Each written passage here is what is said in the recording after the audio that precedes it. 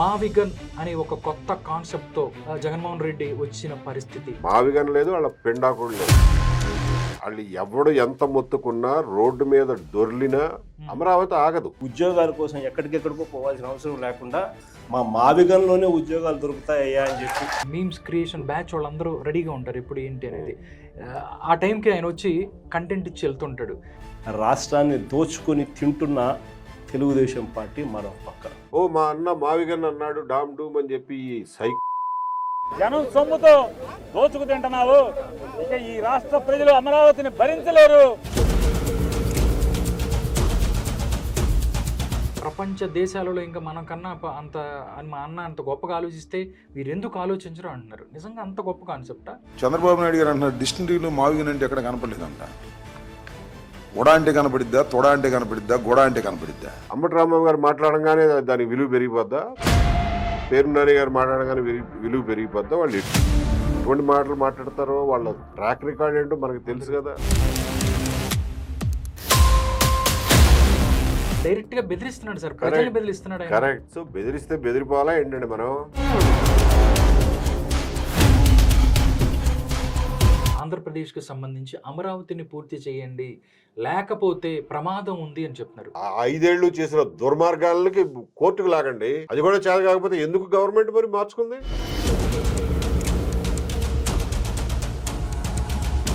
ఎవరు చెప్తున్నారు? వైసీపీలో ఉన్న కాంట్రాక్టర్లు టీడీపీలో కూడా వాళ్ళే కాంట్రాక్టర్లు వాళ్ళే చేస్తున్నారు భయ్య అని చెప్తున్నారు. మొన్న ఆ తెలుగు మీకు ఇప్పుడు వచ్చింది. ఈ పిచ్చి భజన బ్యాచ్లకి, సైకో బ్యాచ్. ఒక 5 సంవత్సరాలు ముఖ్యమంత్రిగా చేసిన వ్యక్తి లైఫ్ లో కొన్ని దెబ్బలు తగిలితే మనిషి మారతాడు. ముఖ్యమంత్రి చేసింది మన కర్మగాలి మనం చేసామండి. ఈ ఎదవ ప్రశ్నలన్నీ పక్కన పెట్టి నేను మాట్లాడే దాంట్లో విషయం ఉందో లేదో గుర్తించండి. అంటే ప్రపంచ స్థాయి రాజధాని అంటే ఇన్ని 100 ఎకరాల్లో ఎయిర్పోర్ట్ ఉండాలి. ఎందుకంటే 5,000 ఎకరాల్లో ఇక్కడ హైదరాబాద్కి సంబంధించిన రాజీవ్ గాంధీ ఇంటర్నేషనల్ ఎయిర్పోర్ట్ ఉంది. హైదరాబాద్ లో ఎయిర్పోర్ట్ కట్టినాడు. హైదరాబాద్ జనాభా ఎంత, ఎయిర్ ట్రాఫిక్ ఎంత, ఇవాళ అమరావతిలో అసలు జనాభా ఎంత, అమరావతిలో ఎయిర్ ట్రాఫిక్ ఎంత, గుంటూరు విజయవాడ లాంటి సిటీస్ ఫీడ్ చేయకపోతే అసలు గన్నవరం విమానాశ్రయం అయినా పనికి వస్తుందా? వైఎస్ఆర్ కాంగ్రెస్ పార్టీ ఆడవాళ్ళని అవమానించారు. ఏదైతే కొత్త పలుకులో రాసిన మాటలు ఏదైతే ఉన్నాయో అసలు అందులో తప్పే ఉందండి. తప్పలేదంటారా? ఏముంది తప్పు అందులో? ఎంత సిగ్గు లేకోకుండా ఆ రాధాకృష్ణ తప్పుడు మాట్లాడితే ఆ తప్పుడు మాటలకు సమర్థిస్తారు వీళ్ళు. భార్యని చెల్లి అనమన్నా కానీ అనే రకాల ఇళ్ళు సైకోలు అని అంటున్నాడు. అందులో తప్పేంటి అసలు? అంటే మీరు అటండాళ్ళు కాదా?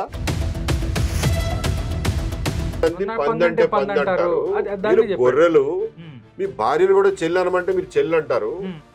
అంత గొర్రెలు మీరు అని అన్నాడు. అందులో తప్పే ఉంది.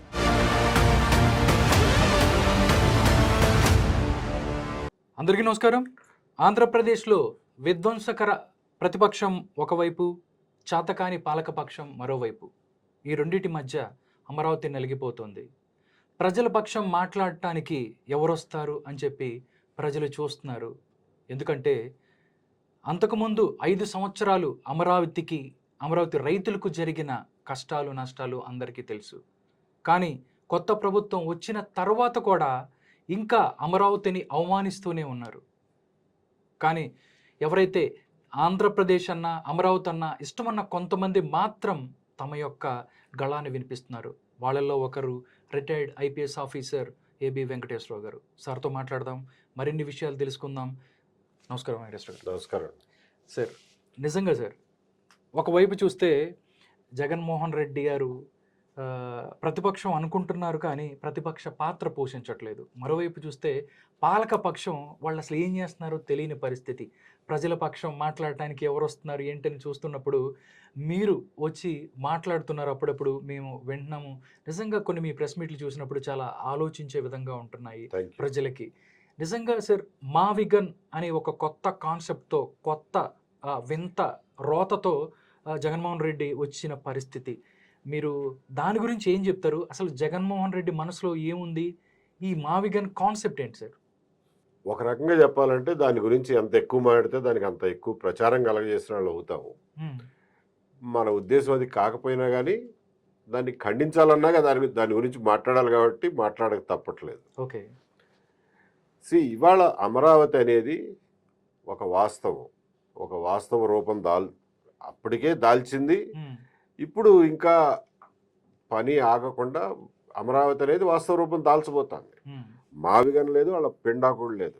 వాళ్ళు ఎవడు ఎంత మొత్తుకున్నా, రోడ్డు మీద దొర్లినా అమరావతి ఆగదు. అందులో డౌట్ ఎవరికి లేదు, ఎవరికి ఉండకూడదు కూడా. కాబట్టి మా అన్న మావిగన్ అన్నాడు డామ్ డూమ్ అని చెప్పి సైకో కదా, వాళ్ళ వాగుడికి ఏం మనం లక్ష్య పెట్టాల్సిన అవసరం లేదు. కాకపోతే అమరావతి మీద కక్ష కట్టానని బాహాటంగా చెబుతున్నటువంటి జగన్మోహన్ రెడ్డి గారి పట్ల అప్రమత్తంగా ఉండాల్సిన అవసరం ఉంది. బికాజ్ ఆయన ప్రమాదకరమైన మనిషి, ప్రమాదకరమైన పనులు చేస్తాడు. అమరావతిని ఏ రకంగా ప్రమాదం విధ్వంసం అంచుకి నెట్టాడో మనం చూసాం. ఇవాళ అక్కడి నుంచి ఇంకొంచెం ప్రొటెక్టెడ్ సిచ్యువేషన్కి, స్టేటస్కి వచ్చాం. ఎస్పెషల్లీ పార్లమెంట్లో చట్ట సవరణ చేయటం, వీటి వల్ల ఇంకొంత ప్రొటెక్షన్ పెరిగింది. కానీ అది కూడా చాలదు అనేది నేను చెప్తా ఉన్నది. ఈ ప్రొటెక్షన్ కంటే కూడా మీరు ఇంకా 2-3 విషయాలు చేస్తే తప్ప అమరావతి ఫుల్గా ప్రొటెక్ట్ అవ్వదు అని చెప్పి నేను నిన్న ప్రెస్ మీట్లో చెప్పేవాడు. ఓకే. జగన్మోహన్ రెడ్డి గారు మావిగన్ మాట్లాడిన తర్వాత అందరూ అనుకున్నారు ఏదో కామెడీగా, అంటే జగన్మోహన్ రెడ్డి గారు ప్రెస్ మీట్ పెట్టంగానే వచ్చేసి ఎవరైతే ట్రోలర్స్ బ్యాచ్ ఉంటుంది సార్, ఒక మీమ్స్ క్రియేషన్ బ్యాచ్, వాళ్ళందరూ రెడీగా ఉంటారు ఇప్పుడు ఏంటి అనేది. ఆ టైంకి ఆయన వచ్చి కంటెంట్ ఇచ్చి వెళ్తుంటాడు.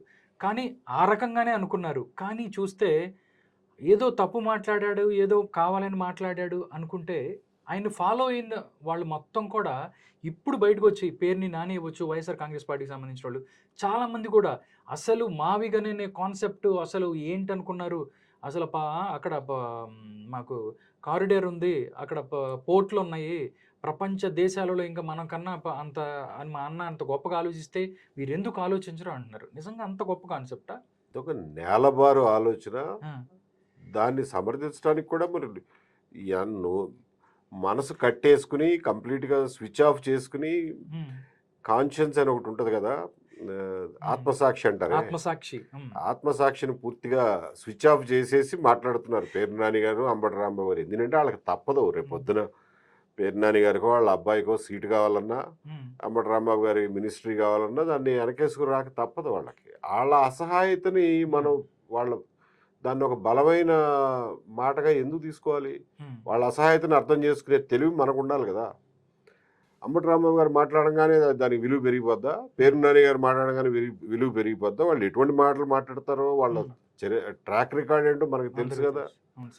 ఎందుకు అంత సీరియస్గా తీసుకుంటున్నారు మీడియా కూడా వాళ్ళు చెప్పగానే? సార్ ఒకటి సార్, అంటే ప్రజల భయం ఏంటంటే ఎలాగో 5 సంవత్సరాలు కష్టాలు పడ్డాం, రాజధాని రాష్ట్రం అని అనిపించుకున్నారు, మేము ఏదో బతుకుతున్నాము, ఏదో సంపాదించుకున్న అమరావతి రైతులు ఎంతో కొంత బతుకుతుంటే మళ్ళీ మా బతుకుల్లో బుగ్గిపాలు చేస్తారా? ఎందుకంటే పరిశ్రమలు కూడా ఇప్పుడిప్పుడే ఒకటో వస్తున్న పరిస్థితి సార్. కానీ మళ్ళీ వీళ్ళని భయపెట్టి మేము వస్తే ఎట్లాగో చూస్తాము, మేము వస్తే శాసనం ఏదైతే చేసి మీ శాసనం ద్వారా ఎలాగైతే పార్లమెంట్లో బిల్ చేయించారో అలాగే నేను తీసేయలేనా అని చెప్పి మాట్లాడుతున్నాడు. డైరెక్ట్గా బెదిరిస్తున్నాడు సార్, ప్రజలు బెదిరిస్తున్నాడు. కరెక్ట్. సో బెదిరిస్తే బెదిరిపోవాలా ఏంటండి? మనం దానికి ఉపాయాలు ఎదుర్కోవాలి. ఇవాళ అమరావతి గురించి చింత ఉండాల్సింది రైతులకు ఒక్కళ్ళకే కాదు. రైతులకి సరే, వాళ్ళ భూములు ఇచ్చారు, వాళ్ళ భూముల విలువ ఏమైపోతుందో అన్న చింత వాళ్ళకు ఉండటంలో ఆశ్చర్యమే లేదు, తప్పులేదు. అమరావతి గురించి చింతపడాల్సింది రాష్ట్ర ప్రజలు మొత్తం. దాని గురించి ఫైట్ చేయాల్సింది రాష్ట్ర ప్రజలు అందరూ. కాకపోతే అమరావతి ఉద్యమం జరిగినప్పుడు కూడా రాష్ట్ర ప్రజలు మానసికంగా వాళ్ళకి చేదోడు వాడు ఉన్నారు, కానీ పెద్దగా రోడ్ల మీదకి వచ్చి ఫైట్ చేయలేదు. రోడ్ల మీదకి వచ్చి ఫైట్ చేసింది అమరావతి రైతులే చేసుకున్నారు.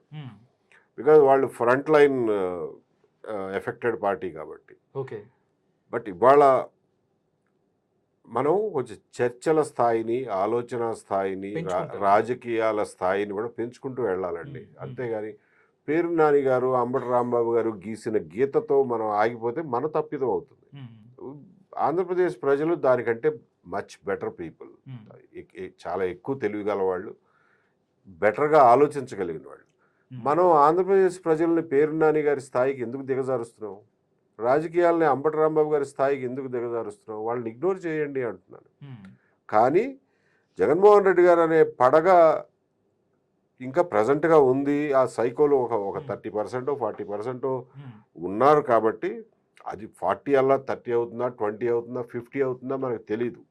కాబట్టి ఆయన ఒక సిగ్నిఫికెంట్ పొలిటికల్ ఫోర్సే కాబట్టి దాన్ని తట్టుకోవడానికి, దాన్ని ఆ అపాయం నుంచి, ఆ ప్రమాదం నుంచి తప్పించుకోవడానికి ఈ మార్గాలు వెతకాలి. ఉమ్. మీరు అన్నట్టుగా ఇవాళ పరిశ్రమలు వచ్చే సమయం అని కూడా చెప్పలేము. ఎందుకంటే పెద్ద పరిశ్రమలు ఏం ఏమీ రాలేదు. రావాలి, అవును. రావట్లా. ఉమ్. ఎందువల్ల అని అంటే one of the reasons is this. మళ్ళీ ఎప్పుడు వస్తాయి ఎవరన్నా ఎవరన్నా మళ్ళీ వస్తారు. ఎవడొచ్చి దీన్ని మళ్ళీ అవును, కెలుపుతాడు same అన్న అంతే. అనుమానం ఒకటి ఉంటుంది. ఉంది. రెండోది కూడా ఇంకొకటి మీరు రాష్ట్ర ప్రజలు అందరూ గమనించాల్సిన ఒక విషయం ఉంది. ఉమ్, ఏమంటే ల్యాండ్ అంతా అంటే పరిశ్రమలు లేకపోతే ఉపాధి కల్పించే సంస్థలు పెట్టాల్సిన ల్యాండ్ అంతా గవర్నమెంట్ చేతుల్లో పెట్టుకుంటే ఉమ్, అది మనకు ఒక డేంజరు, అవును. అదొక లిమిటేషన్ మనకి. ఉమ్, మీకు అదే ప్రైవేట్ చేతుల్లో ఉందనుకోండి ఆ ల్యాండ్, ఉమ్. ఇప్పుడు 15,000 ఎకరాలు గవర్నమెంట్ చేతిలో ఉంది మొత్తం వాళ్ళ దగ్గర మొత్తం. అంటే ఇప్పుడు దాకా ఇప్పుడు మొత్తం ప్రైవేట్ వాళ్ళ చేతుల్లో ఉన్నది ఏముంది? ఇళ్ల స్థలాలను చిన్న చిన్న కమర్షియల్ స్పేసెస్గా. ఉమ్, మేజర్ ల్యాండ్ పార్సిల్స్, పెద్ద పెద్ద ప్లాట్లన్నీ గవర్నమెంట్ చేతిలో ఉన్నాయి. ఓకే.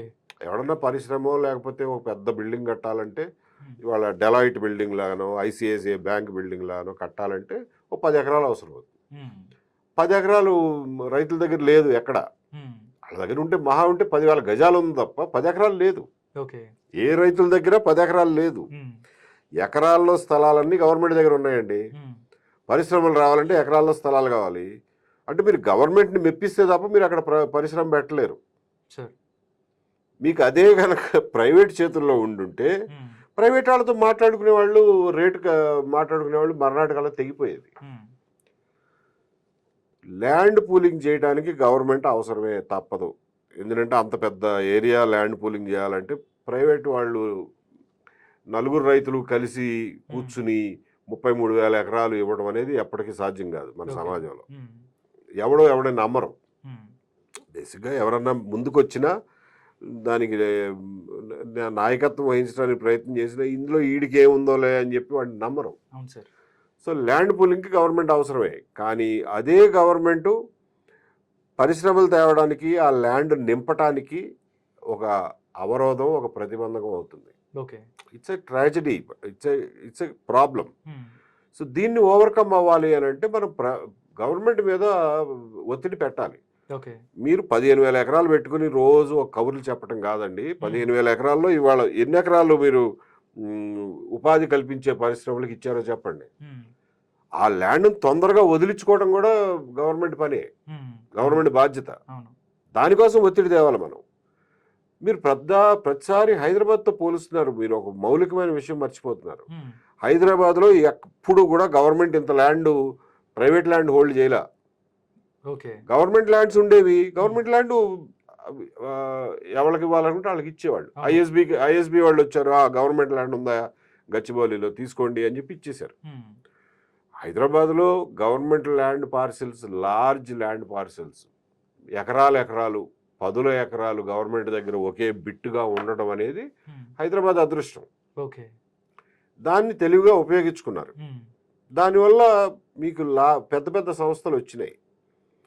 ఐఎస్బి కానివ్వండి, లేకపోతే సైబర్ టవర్స్ కానివ్వండి, మైండ్ స్పేస్ కానివ్వండి, హైటెక్ సిటీ కానివ్వండి, ఈ ఆరకిల్ కంపెనీ వచ్చిన, ఇట్లాంటి విప్రో ఇట్లాంటివి వచ్చినాయి. అంటే ఇన్ఫోసిస్కి ఇచ్చారు ఒక క్యాంపస్. అవును సార్. ఇన్ఫోసిస్కి ఎందుకు ఇచ్చారు? గవర్నమెంట్ ల్యాండ్ కాబట్టి ఇవ్వగలిగారు. ఉమ్, ఇవాళ కూడా గవర్నమెంట్ దగ్గర ఈ ల్యాండ్ పార్సల్స్ ఉన్నాయి. ఓకే. అక్కడ మరి ఇన్ఫోసిస్ లాంటివి తీసుకురావాలి. ఎందుకు తీసుకురాలేకపోతున్నారు?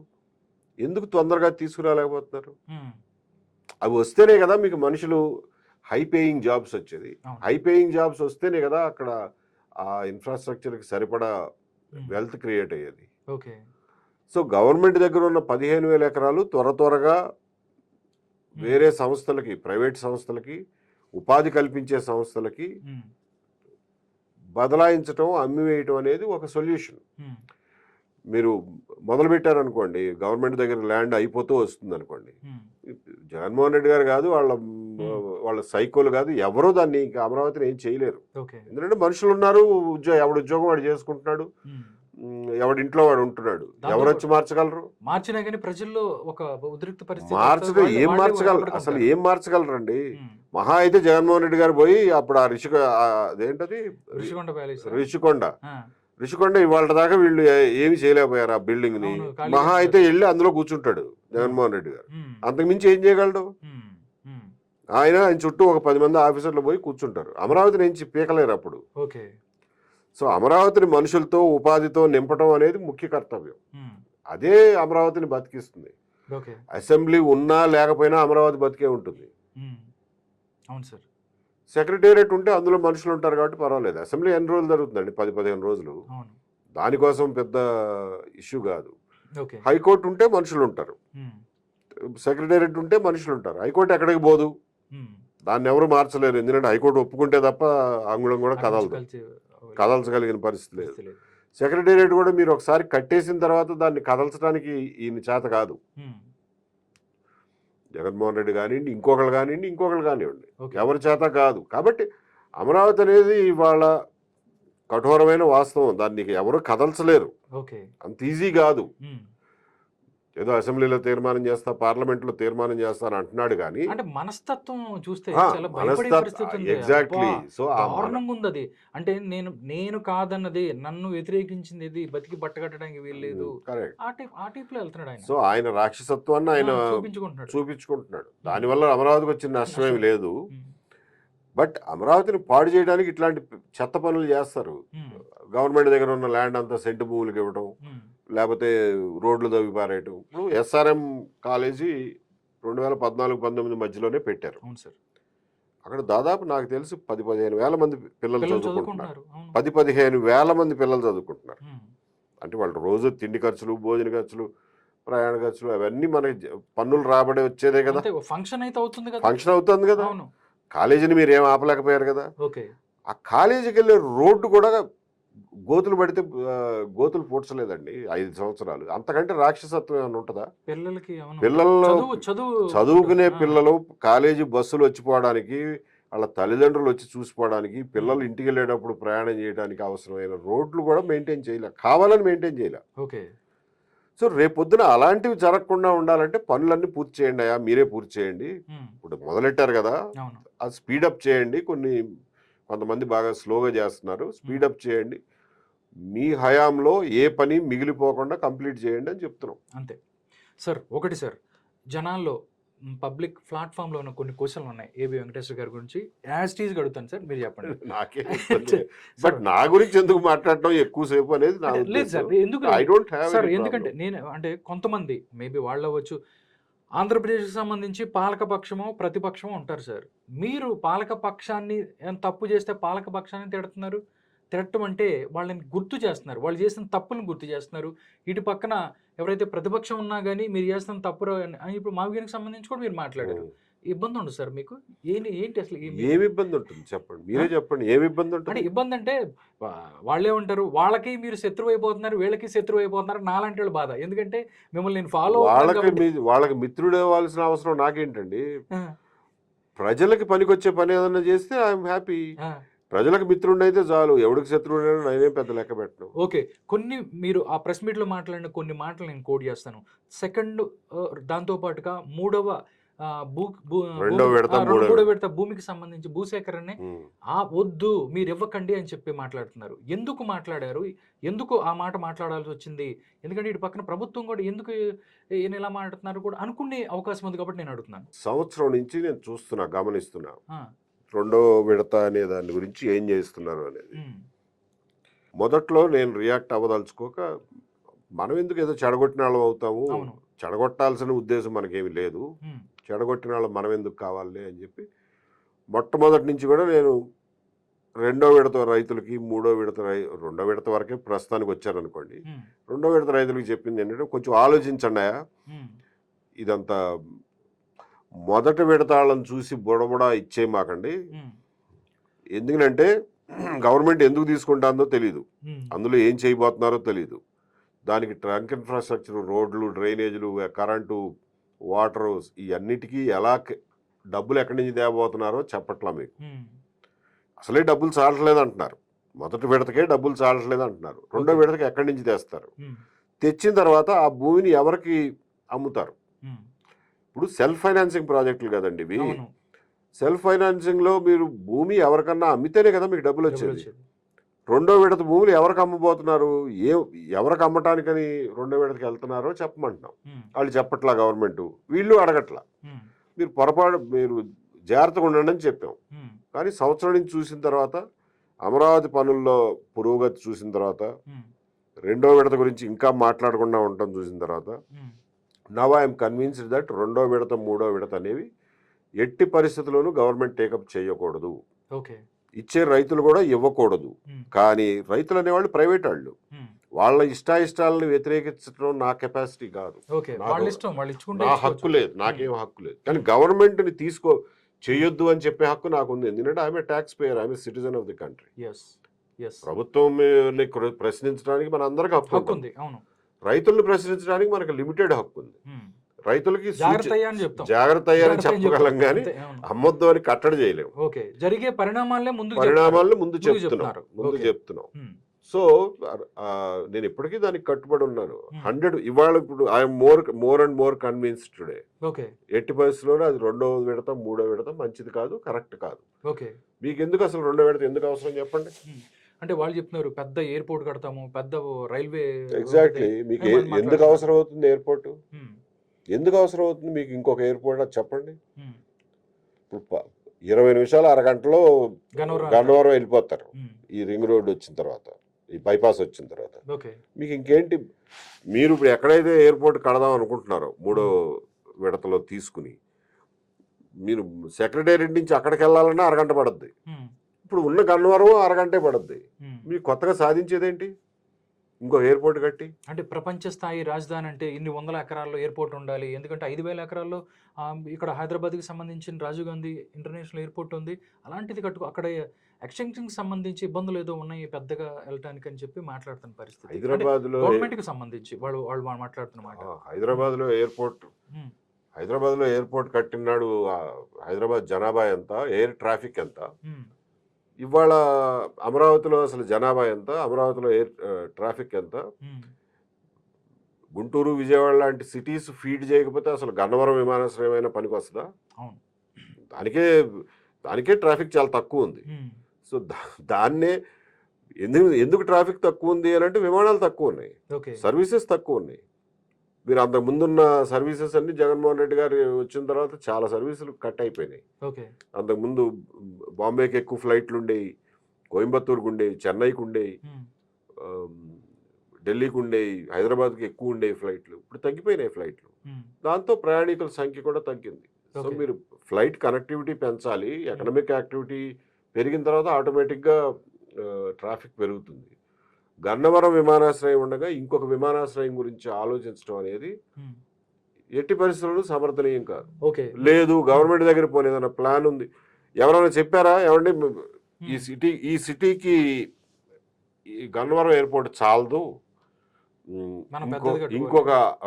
ఇంకొక ఎయిర్పోర్ట్ కావాలి, అది 5,000 ఎకరాల్లో ఉండాలి అని చెప్పి ఏదన్నా పోనీ మీరు స్టడీ రిపోర్ట్ ఏదన్నా ఉందా మీ దగ్గర? ఏమన్నా స్టడీ రిపోర్ట్ ఉందా? ఏదన్నా సంస్థతో స్టడీ చేయించారా? ఆ రిపోర్ట్ ఏమైనా ఉంటే కొంచెం బయట పెట్టండి, మేమందరం తెలుసుకుంటాం వాళ్ళ విజన్ ఏంటో, వాళ్ళ ఫ్యూచర్ ప్లాన్ ఏంటో. మరొకటి అంటే మీరు చేసిన కొన్ని సంచలన కామెంట్స్లో భోగాపురం ఎయిర్పోర్ట్కి సంబంధించి జిఎంఆర్కి 2 సంవత్సరాల్లో పూర్తి చేశారు, గన్నవరం పట్టించుకున్న నాదులు లేదు, మిడిల్ ఈస్ట్కి సంబంధించి ప్రయాణికులు వెళ్ళాలంటే ఇప్పటిదాకా వెళ్ళే పరిస్థితి లేదు అని కూడా మాట్లాడారు. అంటే విమానయాన శాఖ మంత్రి తెలుగుడై ఉండి కూడా మీరు అని చెప్పి మాట్లాడుతున్న పరిస్థితి వాస్తవమే కదా? అది వాస్తవమే. అందులో ఏది తప్పో చెప్పండి. అంటే మీరెందుకు ప్రశ్నిస్తున్నారు అనేది ఎవరు ప్రశ్నించాలి? మరి గన్నవరం ఎయిర్పోర్ట్ గురించి ఎవరు ప్రశ్నించాలి? ఇవాళ ఆంధ్రప్రదేశ్ నుంచి విదేశాలకు పోవాలంటే హైదరాబాద్ ఎయిర్పోర్ట్కి పోక తప్పట్లా. మాకేంటి కర్మ? రాష్ట్ర రాజధాని అయి ఉండి మాకు ఎందుకు కనెక్టివిటీ లేదు? ఎంతమంది on an average per capita ఎన్ఆర్ఐల సంఖ్య ఎక్కడ ఉందండి ఎక్కువ? తెలంగాణ కంటే ఆంధ్రాలో ఎక్కువ ఉంది. మరి విదేశాలకు ప్రయాణం చేయాలంటే మేము హైదరాబాద్ ఎందుకు పోవాలి? హైదరాబాద్ పోయి అక్కడి నుంచి మీరే పోవాలి వేరే చోటకి. వేరే చోటకి ఎందుకు పోవాల్సి వస్తుంది? మీరు ఎందుకు ఇవ్వట్లా కనెక్టివిటీ? అప్పుడు 5 ఏళ్ళు ఏం చేశారు, ఇప్పుడు 5 ఏళ్ళు ఏం చేస్తున్నారు? ఎందుకు ఇవ్వట్లేదు చెప్పండి? మేము సెంట్రల్ మినిస్టర్ని పెట్టుకుని కూడా ఎందుకు అవ్వట్లా? ఎమిరేట్స్నో లేకపోతే ఇంకా ఉన్నాయి కదా మిగతా మిడిల్ ఈస్ట్ సంస్థలు ఉన్నాయి కదా, ఇత్తిహాద్ అని, ఎమిరేట్స్ అని, కొన్ని 100 ఫ్లైట్లు వెళ్తాయి ప్రతిరోజు ఇండియా నుంచి. ఆ 100 ఫ్లైట్లలో ఒక 2 ఫ్లైట్లు ప్రతిరోజు ఎగిరే ఫ్లైట్ విజయవాడకి ఇప్పించలేరా? అంటే విజయవాడ నుంచి ప్రయాణం చేసేవాడు ఎవరు? విజయవాడ నుంచి ఎన్ఆర్ఐ వెళ్ళారా? ఎందుకు ఇవ్వట్లా? ఏంటో లెక్కలేనితనం. ఎందుకు ఇవ్వట్లేదు మీరు అనుకుంటున్నారు? ఎందుకు ఇవ్వట్లేదంటే గవర్నమెంట్ ఎయిర్పోర్ట్గా వీళ్ళకి ఇస్తే మాకేంటి ఉపయోగం? ఓకే, దీంట్లో కూడా జిఎంఆర్ ఇప్పుడు ఇక్కడ ఇవ్వకపోతే ఏమవుద్ది? హైదరాబాద్ వెళ్ళి ఎక్కాలి. హైదరాబాద్ వెళ్ళి ఎక్కితే జిఎంఆర్కి డబ్బులు వెళ్తాయిగా. జిఎంఆర్ కమర్షియల్ ఇంట్రెస్ట్లు ప్రొటెక్ట్ చేయడం కోసమే గన్నవరం ఎయిర్పోర్ట్కి మీరు కనెక్టివిటీ ఇవ్వట్లేదు అనేది అని అనుకోవాల్సి వస్తుంది. ఎవరి కోసం అనుకుంటావు? ఇంకొక ఎక్స్ప్లెనేషన్ ఉంటే చెప్పండి, ప్లీజ్ టెల్ మీ. ఓకే, అంటే ప్రభుత్వానికి సంబంధించి ప్రభుత్వం దగ్గర వాళ్ళు ఏ రకంగా ముందుకెళ్ళాలి ఏంటి అనేది వాళ్ళ దగ్గర ఒక ఏదో సై డ్రాఫ్ట్ లేకపోతే ఒక విజన్ ఏదో సై ఉంటుంది. అయినా కానీ ఏంటి విజన్? 10 ఏళ్ళు కనెక్టివిటీ ఇవ్వకపోవడం విజన్ అవుద్దా? మీరే చెప్పండి. నన్ను ప్రశ్న అడిగే ముందు దానికి సమాధానం చెప్పండి మీరు. Possible answers. అంటే దానికి భోగాపురం ఎయిర్పోర్ట్ 2 ఏళ్లలో కట్టేస్తారు. గన్నవరం ఎయిర్పోర్ట్ 7 ఏళ్ల నుంచి పని పూర్తి కదా. లాభం లేదే ప్రభుత్వాలు కూడా ఏం పని చేయలేవని మీరు భావిస్తున్నారా? అంతే కదా, ఇక్కడ కూడా లాభం వస్తుంది కదా, ఇక్కడైనా కాంట్రాక్టేగా. ఓకే, బట్ మరి ఐ డోంట్ నో ఎందుకు ప్రిఫర్ చేస్తున్నారు. నేను ప్రశ్నలు ఏవదీస్తున్నానండి, సమాధానం చెప్పండి. ఓకే, చూద్దాం సార్. ఏమో రామ్మోహన్ నాయుడు గారు చెప్పాలి, ఆంధ్రప్రదేశ్ ప్రజలకు సంజాయిషి ఇవ్వాలి. ఆయన ఎందుకు అవ్వట్లేదా గన్నవరం ఎయిర్పోర్ట్, ఎందుకు మాకు కనెక్టివిటీ ఇవ్వట్లేదు అనేది ఆయన సంజాయిషి చెప్పాలి. ప్రతిరోజు ప్రయాణికులు ఉంటారు ఆంధ్రప్రదేశ్ నుంచి, ఎన్ఆర్ఐలు కానీ ఇక్కడి నుంచి విదేశాలకు పోదలుచుకునే వాళ్ళు. పిల్లలు అక్కడ ఉంటారండి, తల్లిదండ్రులు వెళ్ళాలి, పడతాలు వేస్తావు హైదరాబాద్ దాకా పోయి అక్కడి నుంచి ఎక్కాలి. ఎందుకు అవసరం అంటున్నా. ఓకే సార్, ఇంకోటి ఏంటంటే వైఎస్ఆర్ కాంగ్రెస్ పార్టీకి సంబంధించిన లీడర్స్ అందరూ కూడా మాట్లాడుతున్నారు బయటకు వచ్చి. నేను ఎక్కడో ఇంటర్వ్యూలో చూశాను, మిథున్ రెడ్డి గారు అమరావతికి మేము వ్యతిరేకం కాదన్నాడు. ఎందుకు జగన్మోహన్ రెడ్డి గారు చూస్తేనేమో అక్కడి నుంచి ఇక్కడ దాకా పెట్టుకో, దీని మీద ఒక జోకులాగా కామెడీ లాగా పోయింది ఆయన అమరావతి. బట్ వీళ్ళు మాత్రం మేము అమరావతికి వ్యతిరేకం కాదు అని చెప్పి సజ్జల గారు వచ్చి మాట్లాడతాడు. దాంతోపాటు నిన్న మిథున్ రెడ్డి వచ్చి మేము ఎప్పుడూ అమరావతికి మేము వ్యతిరేకంగా లేము, కానీ అక్కడ జరుగుతున్న అవినీతికి వ్యతిరేకం, 2 లక్షల కోట్ల రూపాయలు అక్కడ అవినీతి జరుగుతుంది, అసలు ఎలా అవుతుంది ఏంటి అని చెప్పి మళ్ళీ ఏదో ఒక సీన్ క్రియేట్ చేసే ప్రయత్నం జరుగుతుంది. దాని గురించి చెప్పాం కదా ఆల్రెడీ. అమరావతిలో అవినీతి జరుగుతుందని నువ్వు కనుక అనుకుంటే ఎక్కడ అవినీతి జరుగుతుందో, ఏ రకంగా జరుగుతుందో దాని మీద ఒక కేసు అయ్యి దాని మీద పోరాటం చేయి. నువ్వు రాజకీయ పార్టీయే కదా, తప్పేమి లేదు, కేసు అయ్యి. ఇప్పుడు కేసు వేయాల్సి వస్తే 25% పనులు చేస్తుంది మెగా కృష్ణారెడ్డి గారు, ఆయన్ని పాయింట్అవుట్ చేయాలి. చేయగలరేమో చేయమనండి. మెగా కృష్ణారెడ్డి గారి కంపెనీ చాలా ఎక్కువ రేట్లకు చేస్తుందని చెప్పి కేసు వేయమనండి, ధైర్యం ఉంటే. ఎందుకు లేదా ధైర్యం? ఎందుకు ఊరికే వచ్చి మాట్లాడతారు? కొన్ని కంపెనీలు సబ్సిడీలు గురించి కూడా మీరు చాలా నేను మొన్న మాట్లాడారు. వీళ్ళంతకి ఇంత % సబ్సిడీ ఇస్తున్నారు, వీళ్ళకి అంత ఇస్తున్నారు, ఎంత ఇస్తున్నారు అని కూడా కంపెనీలు అన్నిటిని కూడా మాట్లాడే పరిస్థితి ఉంటుంది. అంటే రిలయన్స్ అవ్వచ్చు, లేకపోతే అంబానీలు కూడా మాట్లాడతారు. నేను అన్నది ఏంటంటే, ఇగో అమరావతిని వ్యతిరేకించడానికి ప్రతిసారి సాకులు ఎత్తుక్కుంటున్నారండి. చిన్నపిల్లల్లాగా ఉంది ఇది. ఒక రాజకీయ పరిణితి ఉన్న, మెచ్యూరిటీ ఉన్న రాజకీయ పార్టీలాగా బిహేవ్ చేయట్లేదు వాళ్ళు. ప్రతిసారి సాకులు ఎత్తుక్కుంటున్నారు. అమరావతిని పెట్టిన నాటి నుంచే ఈయన వ్యతిరేకిస్తున్నాడు అని చెప్పి నేను సాధారణంగా వివరించాను కదా, చారిత్రకంగా చెప్పాను. మరి ఆ రోజు 2 లక్షల కోట్లు కాదు కదా గొడవ, అప్పుడు ఎందుకు వ్యతిరేకించావు చెప్పా? ఇవాళ ఏదో అవినీతి అంటున్నావు, 2 లక్షల కోట్లు అంటున్నావు, ఆ రోజు ఎందుకు వ్యతిరేకించావు? ఏ అవినీతి గురించి వ్యతిరేకించావు? కాబట్టి నీ బతుకంతా దాన్ని వ్యతిరేకించడంతోనే గడిపేశావు. ఓకే, సో ఇవాళ ఒక కొత్త సాకు తీసుకొస్తున్నావు కాబట్టి నువ్వు అవినీతి అని అంటే దాన్ని కొంచెం ఎస్టాబ్లిష్ చేయాల్సిన బాధ్యత నీది. మేము ఒక అవినీతి గురించి మాట్లాడితే మేము ఒక పిఐఎల్ వేసాము ఈ రోజున కోర్టులో అడ్మిట్ అయింది, నోటీసులు ఇష్యూ అయినాయి. ఆ మాత్రం కూడా చేయలేవా నువ్వు? ప్రతిపక్షంలో ఉండి ఇన్ని 100 కోట్లు 1000 కోట్లు 1,00,000 కోట్లు ఉన్నవాడివి. ఉమ్. మేమేమి లేని వాళ్ళం, మేము చేయగలిగాం, నువ్వేమీ చేయలేవు. అమరావతి గురించి గ్రీన్ ట్రిబ్యునల్ లో ఆయన కేసులు వేసి ఆపినోడు. రోజుకు 30 లక్షలు పెట్టి లాయర్లను పెట్టినోడు ఆ, సుప్రీంకోర్టులో, ఓకే. పందలనేని శ్రీమన్నారాయణ గారి పేరు మీద కేసు వేయించి. ఉమ్, సో ఎందుకయ్యో నీ దగ్గర ఆధారాలు ఉంటే వెయ్యి, ఎవడొద్దన్నాడు? ఉమ్, దాన్ని అడ్డం పెట్టుకుని అమరావతి మీద పడి ఏడుస్తానంటే కుదరదు. ఓకే సాకులు చెప్తే కుదరదు. సార్. మరొకటి సార్, మీరు ఇంకొక సూచన కూడా చేశారు. 2028 కల్లా ఆంధ్రప్రదేశ్కి సంబంధించి అమరావతిని పూర్తి చేయండి, లేకపోతే ప్రమాదం ఉంది అని చెప్తున్నారు. ఏ కోణంలో ప్రమాదం ఉంది అనేది మీ ఉద్దేశం సార్? జగన్మోహన్ రెడ్డి వస్తే అమరావతిని నాశనం చేస్తాడు కాబట్టి మీరు తొందరగా కట్టండి అని చెప్పాను అన్న మాటని సార్ కొంచెం డిఫరెంట్గా అర్థం చేసుకుంటున్నారు కాబట్టి వివరించి సార్ చెప్పండి సార్. జగన్మోహన్ రెడ్డి వస్తే అమరావతిని నాశనం చేస్తాడు అని భయపడతాంది నేను కాదు. సార్. జగన్మోహన్ రెడ్డి వస్తాడని భయపడేది నేను కాదు. వస్తాడని ఏమాత్రం అనుమానం ఉన్నది నాకు కాదు. అక్కడ ఇన్వెస్ట్ చేసేవాడికి ఉంది, పెట్టుబడి పెట్టేవాడికి ఉంది. దాన్ని మీరు క్లియర్ చేయండి. వాడి అనుమానాన్ని నువ్వు ఎటాకు తీర్చలేవు. నువ్వు జగన్మోహన్ రెడ్డి రాడురా బాబు అని చెప్పి వాడిని ఎక్కడ ఎక్స్ప్లెయిన్ చేయగలుగుతావు? నువ్వు ప్రతి ఒక్కరు కూర్చోబెట్టి నువ్వు ఎక్కడ చెప్తావు? అదిగాక నువ్వు చెప్పిన వాళ్ళు నమ్మే పరిస్థితిలో లేరు. ఎందుకంటే ఆయన గురించి వీళ్ళకి తెలుసు. నువ్వు చెప్పినా వాళ్ళు నమ్మే పరిస్థితిలో లేరు. ఎందుకంటే నీ పరిపాలన ఎట్లుంది, నీ పనితీరు ఎట్లుంది, జగన్మోహన్ రెడ్డి పట్ల నీ సున్నితత్వం అట్లుంది, నీ చేతగానితనం కనిపిస్తుంది జగన్మోహన్ రెడ్డి విషయంలో కానీ, అతను చేసిన దుర్మార్గాల విషయంలో కానీ. వాటిని ఏటిని నువ్వు లాజికల్ కంక్లూజన్కి తీసుకెళ్ళట్లా. మరి అయినప్పుడు వాళ్ళకి నమ్మకం ఎలా కలుగుతుంది నీ మీద? ఏం చేయాలంటారు? ఏం చేస్తే వాళ్ళకి నమ్మకం వస్తుంది? 5 ఏళ్ళు చేసిన దుర్మార్గాలకి కోర్టుకు లాగండి. అది కూడా చేత కాకపోతే ఎందుకు గవర్నమెంట్ మరి మార్చుకుంది? అది నేను అంటున్నా. Let's come back to that point. చెప్పండి.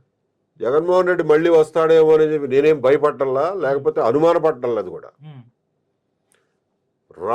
రాలేడు, రానియ్యము అని చెప్పి బలంగా నమ్మేవాడిని నేను, మొదటివాడిని. చంద్రబాబు నాయుడు గారి కంటే బలంగా నమ్ముతా ఆ విషయాన్ని నేను. ఓకే, అందులో డౌట్ ఏమి లేదు. రెండోది, అతను వచ్చినా గానీ అతను వస్తాడేమోనని భయపడే మనిషిని కాదు. అది అసలు తీసి పక్కన మారేయండి. నా గురించి కాదా నేను మాట్లాడేది. అమరావతిలో ఉపాధి అవకాశాలు కల్పించాలంటే ఎవడో వచ్చి ఇన్వెస్ట్ చేయాలి. ఆ ఇన్వెస్టర్లో నువ్వు కాన్ఫిడెన్స్ క్రియేట్ చేయాలి.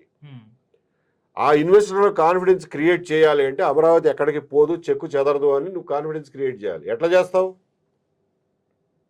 చేస్తావు అంటే 2 మార్గాలు చెప్పాము. నీ శక్తియుక్తులు మొత్తం ధారపోసి ముందు ఫస్ట్ ఫేజ్ కంప్లీట్ చేయి, సెకండ్ ఫేజ్ థర్డ్ ఫేజ్ అని చెప్పి నీ టైం వేస్ట్ చేసుకోమాక, నీ ఎనర్జీ వేస్ట్ చేసుకోమాక. ఆల్రెడీ 3 సంవత్సరాలు అయిపోయింది. ఇప్పుడు ఇన్వెస్ట్ చేద్దామని వచ్చేవాడు, ఇంకొక ఎగ్జాంపుల్ చెప్తా. ఇన్వెస్ట్ చేద్దామని వచ్చేవాడు నేను అమరావతి ఫస్ట్ ఫేజ్లో పెట్టాలా, లేకపోతే సెకండ్ ఫేజ్లో పెడితే ఇంకొంచెం సౌకర్యంగా దొరుకుతుంది, అక్కడికి వెళ్దామా, లేకపోతే థర్డ్ ఫేజ్ అంటున్నాడుగా అప్పుడు చూద్దామా అన్నాడు. వాడిని కన్ఫ్యూజ్ చేసే అనే డోలాయమాలలో ఉంటాడు కదా. ఎందుకంటే ఫస్ట్ ఫేజ్లో పలానా రేటు కానీ నువ్వు చెప్తావు, మీరే చెప్తారండి నేను ఒక ఇండస్ట్రీ పెడతానని వస్తా. మీరు నారాయణ గారు అంటుంటారు ఎకరం 10 కోట్లు చేస్తుంది లేకపోతే 20 కోట్లు చేస్తుంది అని. నువ్వు 10 కోట్లనే పెట్టావు. ఇన్వెస్టర్ ఏమని ఆలోచిస్తాడు, ఎందుకు ఇక్కడ 10 కోట్లు పెట్టి పెట్టడం, వీళ్ళు సెకండ్ ఫేజ్ అంటున్నారు కదా, సెకండ్ ఫేజ్లో చౌకగా వస్తుంది, అక్కడైతే 5 కోట్లకే వస్తుంది, ఆగుదాంలే 4 రోజులు అనుకుంటారు. మీరే ఇన్వెస్టర్ అయితే అనుకుంటారు, లాభంగా ఉండాలని ఎవరైనా అనుకుంటారు. మళ్ళీ థర్డ్ ఫేజ్ అంటున్నాడు, అసలు అప్పుడు చూద్దామని అనుకునేవాడు కూడా అనుకుంటాడు కదా. మీరు ఎందుకు ఈ గందరగోళం అంతా పెడుతున్నారు ఇన్వెస్టర్లో? మీది ఫస్ట్ ఫేజ్ అండి. ఫస్ట్ ఫేజ్ మీరు ముందు కంప్లీట్ చేయండి. ఫస్ట్ ఫేజ్ కంప్లీట్ చేస్తాడు అన్న నమ్మకం కలిగించండి ముందు జనాల్లో. రెండోది, ల్యాండ్ మొత్తం అయిపోతుంది, తొందరగా అమ్మేస్తున్నాం, మా దగ్గర ఏమీ ల్యాండ్ లేదు, ఇంకా ఎవడన్నా వచ్చినా కానీ దాంట్లో గుడిసెలు వేసే ప్రమాదం లేదు, గుడిసెలు వేయించే ప్రమాదం లేదు. కాబట్టి ఈ సిటీ యొక్క క్యారెక్టరు, ఈ సిటీ యొక్క ఇంటిగ్రిటీ చెక్కు చెదరకుండా ఉంటుంది. ఈ సిటీని ఎవడో ఏమీ కదల్చలేడు, దాన్ని మార్చలేడు. ఇప్పుడు ఉన్నది గవర్నమెంట్ ల్యాండు, ప్రైవేటు రైతులకు ఇచ్చిన ప్లాట్లు కదా. అవును సార్. రైతులకు ఇచ్చిన ప్లాట్లో ఎవరిని గుడిసె నీడు కదా. అవును.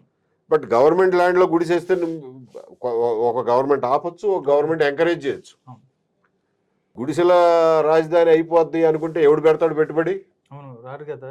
రారు కదా. ఉమ్, సో ఆ నమ్మకం కలిగించడానికి కూడా నీ దగ్గర ఉన్న ల్యాండ్ అంతా వదిలిచ్చేసుకో తొందరగా. ఉమ్, సో దట్ గుడిసెల ప్రమాదం లేదని జనం నమ్ముతారు. ఓకే. అప్పుడు ఇన్వెస్ట్మెంట్ పెట్టడానికి వాతావరణం క్రియేట్ అవుతుంది ఉమ్, అని చెప్తున్నావు. ఓకే. ఈ నువాన్స్ నేను పోలీస్ అండి కాబట్టి కొంచెం ముందుగా ఆలోచిస్తున్నా, ఏం కీడించి మేలెంచుతున్నా. జరిగే అవకాశం ఉంటది, ఆ జరిగే అవకాశం ఉంటది అనే అనుమానపడే ఇన్వెస్టర్లలో కాన్ఫిడెన్స్ నింపటం కోసం ఈ పనులు చేయండి అని అంటున్నా. ఓకే. ఇంతకంటే మంచి ఆలోచనతో మీరు ఇన్వెస్టర్ని కాన్ఫిడెన్స్ నింపగలిగితే సంతోషం, అన్నం పెడతా, వెల్ అండ్ గుడ్. ఇంతకంటే బెటర్ మార్గాలు ఉంటే ఆలోచించుకోండి, కాదంట్లా. Okay sir. రెండు, ఎప్పుడు కూడా ఆంధ్రప్రదేశ్కి సంబంధించి వాళ్ళు అమరావతి, పోలవరం అని అంటున్నారు. ఏ అంటే అమరావతి, పి అంటే పోలవరం అని. అసలు ఒకటే ఒకటి సామాన్య ప్రజల డౌటు, 29లో ఎలక్షన్స్ ఉన్నాయి. ఇవన్నీ పూర్తి చేసిన తర్వాతే మేము కేంద్ర ప్రభుత్వంతో కలిసి మేము ఎలక్షన్స్కి వస్తాము, మళ్ళీ ఓట్లాడుతామన్న పరిస్థితి. నిజంగా ఈ రెండు పూర్తి అవుతాయన్న ధీమా, దాంతోపాటు నమ్మకం అయితే వెంకటేశ్వర గారికి ఉందంటే ఏం చెప్తారు పోలవరంకి సంబంధించవచ్చు? పోలవరంకి సంబంధించి it is a technical issue. అక్కడ డబ్బులు కొదవలేదు, ఎందుకంటే సెంట్రల్ గవర్నమెంట్ డబ్బులు.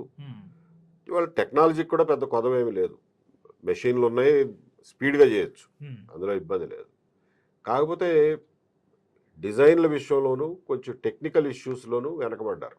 ఓకే. పోలవరంలో దానివల్ల ప్రాజెక్టుకి కొంత డిలే అయ్యే అవకాశం ఉంది, ఇబ్బంది అయ్యే అవకాశం కూడా ఉంది. ఓకే. దాన్ని సరిచూసుకోమని మేము ఒక ఎలాబొరేట్గా ఒక ప్రెస్ మీట్లో అన్ని వివరంగా చెప్పారు. ఖచ్చితంగా మార్చి 2వ తారీఖున ఒక ఎలాబొరేట్ ప్రెస్ మీట్లో చెప్పాం. ఓకే. వాటిని సరి చేసుకుంటే మంచిది, లేకపోతే డిలే అవుతుంది. Okay sir. ఏప్రిల్ 14న ఎందుకంటే క్వాంటమ్ వ్యాలీకి సంబంధించి ఒక పెద్ద వస్తుంది, చాలామంది ఆంధ్రప్రదేశ్లో పిల్లలకు ఉద్యోగాలు వస్తాయని చాలామంది మాట్లాడుతున్నారు. లోకేష్ గారు వీళ్ళందరూ కూడా చెప్తున్న పరిస్థితి. ఎలా చూస్తారు సార్ క్వాంటమ్ ఆంధ్రప్రదేశ్కి వస్తుంది? ఆంధ్రప్రదేశ్ యొక్క సంక్షేమాన్ని ఆకాంక్షించే ఒక వ్యక్తిగా ఏం చెప్తారు? క్వాంటమ్ కంప్యూటింగ్ టెస్ట్ బెడ్ ఆంధ్రప్రదేశ్లో అమరావతిలో ఏర్పాటు చేయడం సంతోషించదగ్గ విషయమే సార్. క్వాంటమ్ కంప్యూటింగ్కి సెంట్రల్ గవర్నమెంటు 2-3 సంవత్సరాల క్రిందట ఒక స్కీమ్ ఇచ్చింది. ఏ రాష్ట్రంలో అయినా ఎవరైనా పెట్టుకుంటే మేము దాన్ని సబ్సిడైజ్ చేస్తాం, దాన్ని కొంచెం ఎంకరేజ్ చేస్తామని. సో జగన్మోహన్ రెడ్డి గారి గవర్నమెంట్లో దాని గురించి ఏం పట్టించుకున్నట్టు లేరు. వీళ్ళు వచ్చిన తర్వాత ఇదేదో బాగానే ఉంది అని చెప్పి దాన్ని తెచ్చి అమరావతిలో పెట్టడానికి డిసైడ్ అయ్యారు. ఇట్స్ సెంట్రల్ గవర్నమెంట్ స్కీమ్, స్టేటు ఊహించి చేసింది లేకపోతే సృష్టించింది కాదు. సెంట్రల్ గవర్నమెంట్ స్కీమ్ని అమరావతిలో ఇంప్లిమెంట్ చేయడానికి ఒప్పుకున్నారు. సో దాని ప్రకారం ఒక పార్ట్నర్, టెక్నాలజీ పార్ట్నర్ని వెతుక్కోవాలి. ఐబిఎంఓ ఎవరో వచ్చినట్టున్నారు. మొత్తానికి ఇద్దరు కలిసి చేస్తున్నారు. సంతోషమే. అందులో సెంట్రల్ గవర్నమెంట్ వాటా ఎంత, స్టేట్ గవర్నమెంట్ వాటా ఎంత, ప్రైవేట్ వాళ్ళ వాటా ఎంత, అందులో what are the terms and conditions of the contract నాకు తెలియదు అన్ని వివరాలు. బట్ ఒక ఇన్స్టిట్యూషన్ లాగా రావడం అనేది మంచిదే. ఓకే. క్వాంటమ్ కంప్యూటింగ్కి అల్టిమేట్గా ఫ్యూచర్ అయితే ఉంది. ఎందుకంటే ఇవాళ ఏఐ, ఆర్టిఫిషియల్ ఇంటెలిజెన్స్ ఆధారిత కంప్యూటింగ్ టాప్ ఆఫ్ ద లైన్లో ఉంది ఎంప్లాయ్మెంట్ క్రియేషన్లో. సో ఆర్టిఫిషియల్ ఇంటెలిజెన్స్ తర్వాత next step futuristic technology quantum computing అవుతుంది సార్. ఇంకోటి ఏంటి సార్, ట్రాన్స్కోర్కి సంబంధించి ట్రాన్స్కోర్లో రిపీట్ దందా ఒకటి జరుగుతుంది అని కూడా చాలా మంది మాట్లాడుతున్నారు. నిజంగా అంటే ఎలా సార్? ఆ గవర్నమెంట్లోనూ అదే పరిస్థితి, దగ్గరకు 1000 కోట్ల రూపాయలు కూడా ఎలా చేస్తున్నారు? దీని మీద మీరు ఛాన్సర్లు కూడా మాట్లాడిన పరిస్థితి. అవునండి, మేము మాట్లాడితే ఎవరు రాయరు. అదే సార్. బట్ వాళ్ళు మేము కొన్ని 1000 కోట్ల అవినీతి జరిగిందిరా బాబు అని చెప్పి సాక్ష్యాలతో సహా ఇస్తే ఎక్కడో 13వ పేజీలో 2 ముక్కలు రాస్తారు. వాళ్ళు సొంతంగా కనిపెట్టింది అయితే ఫ్రంట్ పేజీలో రాసుకుంటారు. వాళ్ళ పేపర్ వాళ్ళ ఇష్టం, మేమేం మాట్లాడతాం. ఓకే. అంటే దీంట్లో సార్ ఇదేం కొత్త కాదు, ఉమ్, వింత కాదు, ఎప్పటి నుంచో జరుగుతా ఉన్నది. ఆ గవర్నమెంట్ లో మొదలైన దుర్మార్గం ఈ గవర్నమెంట్ లో కూడా కంటిన్యూ కంటిన్యూ అవుతుంది. అవుతుంది. అంటే దీంట్లో కొన్ని చూసుకున్నట్టయితే ట్రాన్స్కోలో రిపీట్ దందా, టెండర్ లేకుండా సరఫరా కాంట్రాక్టులు, అత్యవసర ముసుగులో వ్యవహారం. అంటే 5 ఏళ్లలో 540 కోట్ల రూపాయలు ఏదైతే ఉన్నాయో రిపీట్ ఆర్డర్లు వచ్చినాయి అని చెప్తున్నారు సార్. 540 కోట్ల రూపాయలు. రైట్. మీకు అది చాలా చిన్న సంఖ్య. మేము వేల కోట్ల గురించి మాట్లాడుతుంటే 500 కోట్లు అనేది చిల్లర ఖర్చులు అంటే వాళ్ళకి. నాకు ఇవన్నీ చూసిన తర్వాత ఒకటి అనిపిస్తుంది సార్, ఎవరైతే రియల్గా కార్యకర్తలు లేకపోతే వీళ్ళు పార్టీలు ఉన్న సామాన్య ప్రజలు కొట్టుకుంటారు, వీళ్ళైతే ఎవరో బిజినెస్లో లేకపోతే ఒకళ్ళు ఎవరో చెప్తున్నారు వైసీపీలో ఉన్న కాంట్రాక్టర్లు టీడీపీలో కూడా వాళ్ళే కాంట్రాక్టర్లు వాళ్ళే చేస్తున్నారు భయ్య అని చెప్తున్నారు ఆ మొన్న. తెలివి మీకు ఇప్పుడు వచ్చింది. ఈ ఈ ఈ- ఈ పిచ్చి భజన బ్యాచ్లకి, సైకో బ్యాచ్లకి ఆ ఆ అవగాహన వచ్చినాడు మనుషుల్లాగా ఆలోచించడం మొదలెడతారు. ఆ, లిసన్, నేను ప్రజలకు చెప్పేది ఒకటే, ఉమ్, మీరు నన్ను ఎన్నన్నా తిట్టుకోండి కావాలంటే. అంటే ఇప్పుడు ఈ పార్టీకి వీర విధేయులు ఉంటారు కదా, ఇప్పుడు అవును. ఏ పార్టీకి ఆ వీర విధేయులు వాళ్ళు ఉంటారు. ఉమ్, వీర విధేయులను తిట్టుకోవచ్చు. జగన్మోహన్ రెడ్డి గారిని ఆక్షేపిస్తున్నానని వాళ్ళు తిట్టుకుంటారు, టీడీపీ చంద్రబాబు. టీడీపీని ప్రశ్నిస్తున్నానని నువ్వెవడరా ప్రశ్నించడానికి వీళ్ళు తిట్టుకుంటారు. ఉమ్, బట్ నేను వాళ్ళకి చెప్పేది ఒకటే, ఇవాళ కాకపోతే రేపైనా మీకు తెలివి వస్తుంది. ఓకే. తెలివి వచ్చినాడు మీరే రియలైజ్ అవుతారు. ఉమ్, మీరు పార్టీల వరకు ఎలక్షన్ ఇవన్నీ ఎవరు చేసుకో- ఓటేస్తారో అన్నది మీ ఇష్టం. ఉమ్, బట్ అదర్ దాన్ దాట్ మనుషుల్లాగా ఆలోచించండి, ఉమ్, తెలివిగల మనుషుల్లాగా ఆలోచించండి, చదువుకున్న మనుషుల్లాగా ఆలోచించండి, లోక జ్ఞానం ఉన్న మనుషుల్లాగా ఆలోచించండి, ఇండిపెండెంట్గా ఆలోచించండి. అంతేగాని గొర్రెల మందలో గొర్రెలాగా ఆలోచించకండి. దానివల్ల మీకే నష్టం అని చెప్పి నేను అందరినీ కోరుతున్నా. ఓకే. నేను అమరావతి గురించి మాట్లాడినా, షిరిడి సాయి ఎలక్ట్రికల్స్లో దోపిడీ గురించి మాట్లాడినా, ఉమ్, పోలవరం గురించి మాట్లాడినా, అందులో వాస్తవాలు ఏంటి అవాస్తవాలు ఏంటి అన్నది గమనించండి. అంతేగాని వీడి కులం ఏంటి, వీడి ప్రాంతం ఏంటి, వీడు ఎవరికి సపోర్ట్ చేస్తున్నాడు, వీడు ఎవడ బినామీ, వీడికి ఎందుకు అసలు ఇట్లా మాట్లాడుతున్నాడు, వీడు ఎందుకు అలిగాడు, వీడు ఏం కోరుకున్నాడు, ఏం దొరకలేదని అలిగాడు, ఈ ఎదవ ప్రశ్నలన్నీ పక్కన పెట్టి నేను మాట్లాడే దాంట్లో విషయం ఉందో లేదో గుర్తించండి. కనీసం గుర్తించడానికి ట్రై చేయండి. ఆ, అందులో ఏమైనా అనుమానాలు ఉంటే ఏమైనా నువ్వేదో మాట్లాడడం మాకు అర్థం కాలేదు, ఇది కొంచెం వివరించి చెప్పానని చెప్తా. మళ్ళీ నాకు తెలిసినంత వరకు చెప్తా. ఆ, నేను రైట్ కావచ్చు, తప్పు కావచ్చు. నేను వాళ్ళకి- ప్రతిదీ నేను రైట్ అని నేను చెప్పట్లా. లేదు తప్పు అంటే కరెక్ట్ చేయండి మీరు. తప్పంటే కరెక్ట్ చేయండి, తప్పండి నువ్వు తప్పురా, నీ బొంద నీకేం తెలుసు అని చెప్పి చెప్పండి, నో ప్రాబ్లం. నేనేమి సర్వాంతర్యామిని కాదు. అంతే తప్ప నా గురించి, నా బ్యాక్గ్రౌండ్ గురించి, నా మోటివ్స్ గురించి, నా మోటివేషన్ గురించి మీకు ఎందుకు, దాని మీద ఎందుకు టైం వేస్ట్ చేసుకుంటారు అనేది నేను ఆలోచించగలిగే ప్రతి ఒక్కళ్ళకి చేసే విజ్ఞప్తి. అంటే సార్ అందరూ కాదు, కొంతమంది వాళ్ళు ఏంటంటే ఎవరైతే ఏబి వెంకటేశ్వర గారు డీజీపీ అవ్వాలనుకున్నాడు, ఒకవేళ దాని తర్వాత రిటైర్డ్ అయిన తర్వాత వాట్ ఎవర్ వాళ్ళు పిలుస్తా అనుకున్నారు, లేకపోవటం వల్ల ఇలాగ మాట్లాడుతున్నారండి. లేకపోతే ఎంత అలుగుతారండి, ఎన్ని రోజులు అలుగుతారు? మహా అయితే 4 నెలలు అలుగుతారు, 5 నెలలు అలుగుతారు, సంవత్సరాల తరబడి అలుగుతారా? నేను ఇవాళ ఎంత తారీఖు? ఈరోజు 13 కదా సార్. ఓ 13 అనుకోకుండా, it's a coincidence actually. April 13, 2025 నాడు నేను మొట్టమొదటిసారి అమలాపురంలో మీటింగ్ పెట్టి ప్రెస్ కాన్ఫరెన్స్ లోనే, ఈ రోజుకి సంవత్సరం కరెక్ట్ గా సంవత్సరం, కోఇన్సిడెన్స్ ఇది. కరెక్ట్ గా 1 ఇయర్ బ్యాక్ అమలాపురంలో ప్రెస్ మీట్ పెట్టి ఆ కోడికత్తి సీను కేసు టేకప్ చేసి నేను రాజకీయాల్లో జాయిన్ అవుతున్నానండి, రాజకీయాల్లో సరిచేయాల్సినవి చాలా ఉన్నాయని నేను నమ్ముతున్నాను, అందుకని చెప్పి జాయిన్ అవుతున్నాను అని చెప్పాను. ఈ సంవత్సర కాలంలో నేను రాజకీయాలు తప్ప, నేను మాట్లాడినది రాజకీయాలు ప్రజలకు సంబంధించినవి, ప్రజలకు పనికొచ్చే విషయాలు తప్ప ఇంకేదైనా మాట్లాడున్నానేమో ఒకసారి గుర్తు చేసుకోండి. నేను ఏదన్నా తప్పు మాట్లాడానా, ఇవాళ ఒక మాట మాట్లాడి రేపొద్దున ఒక మాట మాట్లాడానా ఎప్పుడన్నా? మొన్న బొత్స సత్యనారాయణ గారి లాగా సాయంత్రం అయితే మందు ఆకుండా ఉండలేడు వైఎస్ఆర్ అని చెప్పి ఒకరోజు చెప్తాడు, ఒకరోజు వచ్చేమో ఆయన పేరు చెప్తే నాకు ఏడుపు వస్తుంది అంటాడు, ఒక రోజునేమో జగన్మోహన్ రెడ్డి అంత దుర్మార్గుడు లేడు, ఈయన ఒక రాష్ట్ర ప్రతిష్ట దెబ్బతింటాను దీనివల్ల అని చెప్పి అప్పట్లో స్టేట్మెంట్ ఇచ్చేవాడు, ఇప్పుడు వచ్చి ఆయనే మా జగన్ నాయకుడు అని అంటున్నాడు. అట్లా నేనేం మాట మార్చలేదు కదా, ఇంతవరకు ఒక్క మాట అయినా నేను మార్చానా చెప్పండి? ఎప్పుడు మీరు ఒక మాటే మీద ఉన్నాను కదా. నేను రైట్ కావచ్చు, తప్పు కావచ్చు, అట్లీస్ట్ ఐఎమ్ కన్సిస్టెంట్ అండ్ ప్రజలకు పనికొచ్చే విషయాల గురించే మాట్లాడుతున్నాను, నా సొంత విషయాల గురించి ఏం మాట్లాడట్లేదు. ఓకే. అండ్ అలిగితే ఇన్ని రోజులు ఎవరు అలగరండి ఎవరి మీద. అలిగితే ఈ పాటికి వెళ్ళి ఏదో ఒకటి డీల్ చేసుకుని వచ్చేవాళ్ళం కదా. ఇన్ని రోజులు ఉంటావా? కాబట్టి నా చిత్తశుద్ధిని ఊరికే శంకించి రోజు సీతమ్మ వారిలాగా నన్ను అగ్నిప్రవేశం చేయమని అడగమాకండి, నా వల్ల కాదు. సో నేను ప్రజలకు పనికొచ్చే పనులు, సమాజానికి పనికొచ్చే పనులు, నా ఒక్కడి గురించి కాదు, నా పిల్లలు, నా పిల్లల పిల్లలు, పిల్లల పిల్లల పిల్లలు సంతోషంగా ఉండాలి, ఈ రాష్ట్రం సుభిక్షంగా ఉండాలి, మనం గర్వపడేలాగా ఈ సమాజాన్ని తయారు చేసుకోవాలి అని ఒక డ్రైవ్, ఒక ప్యాషన్ ఉన్న మనిషిని. అందుకనే చేస్తున్నా ఇదంతా. అంతే తప్ప నాకేదో పదవి రాలేదనో, గడిది గుడ్డు రాలేదనో. ఏ పదవి రాలేదండి. నేను చేసిన ఉద్యోగాల కంటే గొప్ప పదవులు ఏమన్నా చచ్చినాయా చెప్పండి? రోజు ప్రతోడికి సమాధానం చెప్పుకునే ఎమ్మెల్యే పోస్టులు లాంటివి నాకు ఎందుకు? దానికోసం నేను ఇంత కష్టపడాలరా? ఏమొస్తుంది దాంతో నాకు కొత్తగా? కాబట్టి ఇటువంటి ఆలోచనలు పక్కన పెట్టండి దయచేసి. మీ ఆలోచన పరిధిని పెంచుకోండి. పేరునాని స్థాయికో లేకపోతే అంబటి రాంబాబు స్థాయికో మిమ్మల్ని మీరు దిగదార్చుకోమాకండి. Think like a independent individual. Okay. ఇంకొకటి ఏంటంటే సార్, వాళ్ళు చెప్తుంది జగన్మోహన్ రెడ్డి గారు ఓడిపోయిన తర్వాత ఆ అభిమానం ఏమైందో, ఇదేమైందో అని చెప్పి ఫస్ట్ ప్రజల్ని బ్లాక్మెయిల్ చేశాడు. దాని తర్వాత పోలీసులు బ్లాక్మెయిల్ చేయడం మొదలెట్టాడు. ఎక్కడున్నా పట్టుకొస్తా, సప్త సముద్రాలు దాటినా పట్టుకొస్తా అని చెప్పి పోలీసులు లేకపోతే ఎవరైతే కలెక్టర్స్ వాళ్ళని బెదిరించడం మొదలెట్టారు.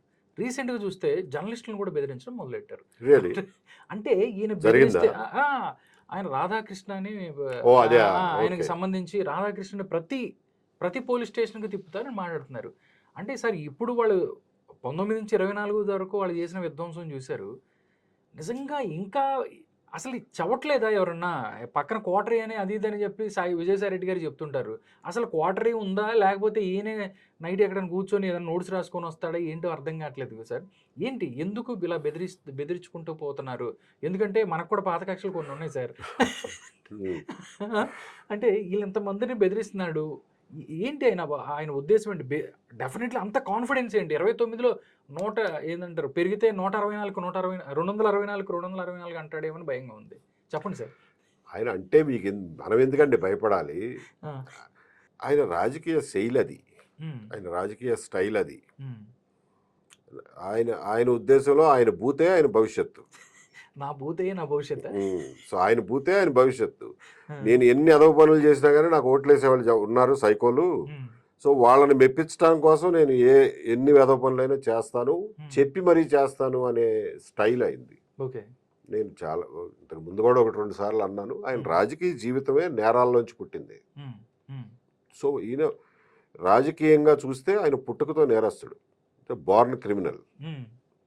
సో ఒక బార్న్ క్రిమినల్ ఇంతకంటే బెటర్గా ఎందుకు ఆలోచిస్తాడు? ఎట్లా ఆలోచిస్తాడు అనుకుంటున్నారు? What do you expect from a criminal? అంటే ఒక 5 సంవత్సరాలు ముఖ్యమంత్రిగా చేసిన వ్యక్తి లైఫ్లో కొన్ని దెబ్బలు తగిలితే మనిషి మారతాడు. ముఖ్యమంత్రి చేసింది మన కర్మగాలి మనం చేసామండి. ఆయన ముఖ్యమంత్రి అవ్వాల్సిన మనిషి, అవ్వగలిగిన స్థాయి, మానసిక స్థాయి ఉన్న మనిషి. మనకు బుద్ధి లేక మనకు గడ్డి తిని మన కర్మ గాలిపోయి ఆయన ముఖ్యమంత్రి అయ్యాడు. సో కాబట్టి ఆయన నుంచి బెటర్ పెర్ఫార్మెన్స్ ఎక్స్పెక్ట్ చేయడం అనేది మీ అమాయకత్వం అవుతుంది. He's like that and he's going to be like that. Okay sir, ఎందుకంటే గతంలో కూడా మీరు ఆయనతో అంతకుముందు మీరు ఆయన గవర్నమెంట్లో కూడా ఆయన ముఖ్యమంత్రిగా ఉన్నప్పుడు కూడా చాలా ఫైట్ చేశారు. దాని తర్వాత కూడా చాలా పరిస్థితులు మీకు మధ్య ఒక వార్ లాగా నడిచినాయి. లాస్ట్ రోజు కూడా జరిగింది. ఒకవేళ వస్తే 29, 34 లేకపోతే 39 ఇది పక్కన పెడితే ఏంటి మళ్ళీ మనకి ఎందుకు ఇది అని ఎప్పుడన్నా అట్లా ఆలోచిస్తారు? లేదండి, ఆలోచించారు. ఇందాక ఇంకొకటి అన్నారు మీరు రాధాకృష్ణ గారి గురించి. అవునండి, అది కూడా నేను అదేం కొత్త కాదు. ఆయన వాళ్ళ తండ్రి గారు ఉన్నప్పటి నుంచే ఆ 2 పత్రికలని అసెంబ్లీలోనే మాట్లాడేవాడు. సో అప్పటి నుంచే స్టార్ట్ అయింది అది. ఈయన వచ్చిన తర్వాత కూడా ఎందుకు 5 ఏళ్లలోనూ ఆంధ్రజ్యోతి, ABN, TV5 పేరు ఎత్తకుండా ఎప్పుడన్నా పబ్లిక్ మీటింగ్ చెప్పాడా?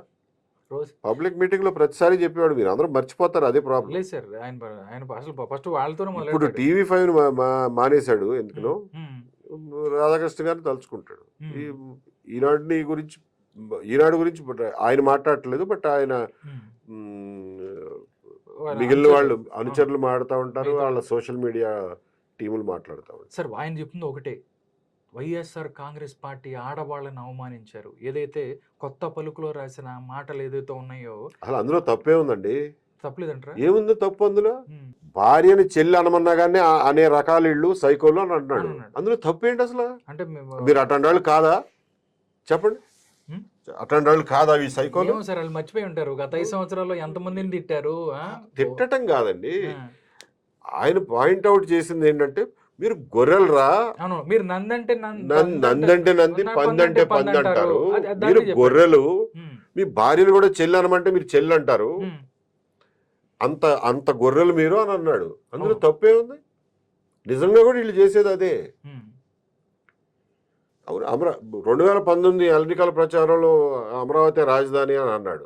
అమరావతి రాజధాని, అమరావతి, మా అన్న ఇల్లు కట్టుకున్నాడు, ఇంకెవరు కట్టాడో చూపించండి అని అన్నారుగా మీరే అన్నారు కదా. అవును, మళ్ళీ ఈయన 3 రాజధానులు అనగా 3 రాజధానులు ఉండాలి అన్నది మీరేగా. అవును, మళ్ళీ వాడు వచ్చి మావిగాన్ అన్నాడు, మావిగాన్ అసలు అదిరిపోయింది పేరు అని చెప్పి అనేది మీరేగా. నెక్స్ట్ పెంటగాన్ అంటాడు, తంటగాన్ అంటాడు. సో మీరంత గొర్రె. See my intention is not to insult anybody. మనుషులంటే గౌరవించే మనిషిని నేను, కాబట్టి గొర్రెలు కూడా నేను మరీ ఎక్కువ తిట్టదలుచుకోలేదు. కానీ ప్రతి వాళ్ళు కొంచెం వాళ్ళ మనసులో తొంగి చూసి ఆలోచించుకోవాలి. మీరు ఏం చేస్తున్నారు, ఏం ఆలోచిస్తున్నారు? అభిమానం ఉండొచ్చండి, ఒక మనిషి అంటే ఎవరికైనా అభిమానం ఉండొచ్చు, బట్ మంచి చెడులు తప్పొప్పుల్ని అట్లాగే చూడాలి కదా. రెండోది, రాజకీయ అభిమానాలు ఉండొచ్చు, మీకు ఏమన్నా చుట్టరకం ఉందా? మీకు ఏమన్నా రాసుకున్నారా మీరు వాళ్ళకి కట్టుబడి ఉంటానని? ఏం అవసరం మీకు? మనుషుల్లాగా ప్రవర్తిద్దాం, మనుషుల్లాగా ఆలోచిద్దాం, కొంచెం స్వతంత్రం చూపిద్దాం. ఏ రాజకీయ నాయకుడు ప్రాపకం లేకపోతే బతకలేరా? వీడు మా నాయకుడు లేకపోతే వీడు మా అభిమాన హీరో అని చెప్పుకోకపోతే మీరు బతకలేరా? అంటే యు ఆల్వేస్ నీడ్ దట్ చంకలో కర్రలాగా కుంటేవాళ్ళ మీరేమన్నా మానసికంగా? చంకలో కర్రలాగా మీకు ఒక అభిమాన హీరో, ఒక అభిమాన రాజకీయ నాయకుడు ఉండాల్సిందేనా? కంపల్సరీ అది. లేకపోతే మీకంటూ ఒక వ్యక్తిత్వం లేదా? మీ వ్యక్తిత్వం ఏంటో మీరు పెంపొందించుకోండి, దాన్ని మీ క్యారెక్టర్ని మీరు పెంపొందించుకోండి. అంతేగాని వాడేదో అన్నాడు, వాడు మెంటలోడేదో అన్నాడని చెప్పి దాన్ని పట్టుకుని మీరెందుకు వెనక్కెళ్ళటం? సో రాధాకృష్ణ గారు రాసిన దాంట్లో నాకేం, ఆయన ఏదో అన్నది మళ్ళీ రాతలో రాయలేదంట, ప్రింట్లో లేదంట, బట్ ప్రింట్లో ఉన్నా కానీ తప్పేం లేదనేది నా ఉద్దేశం. నేను I will still say that. Okay next sir, ఏదైతే 3 సంవత్సరాలు అయిపోయినాయి, 2 సంవత్సరాల ఎలక్షన్స్ ఉన్నాయి. ప్రతి ఒక్కళ్ళు కూడా ఎన్నికలకి సిద్ధమవుతున్నారు, ఒక రాజకీయ వేదికలు సృష్టించుకుంటున్నారు, దాని మీదకి వస్తున్నారు. కవిత గారి పార్టీ అంటున్నారు, మిగతా వాళ్ళు కూడా ఆల్రెడీ రామచంద్ర యాదవ్ గారు మొత్తం ఆయన బీసీవై అని చెప్పి ఆయన మొత్తం అంతా సీజన్ మొదలైంది. ఏవి వెంకటేశ్వరరావు గారు ఒక వేదిక ఏదైనా తయారు చేసుకుంటాడా, లేదు ఇట్లాగే మాట్లాడతాడా, ఏదైనా ఏ పార్టీ పెడుతున్నారు, లేకపోతే ఈ పార్టీలో జాయిన్ అవుతున్నారా? మాకు చాలా క్వశ్చన్లు ఉన్నాయి సార్ మీతో. ఈయనేంటి ఎప్పుడు అన్నిటికీ ఒకసారి చెప్తా మీ ప్రశ్న.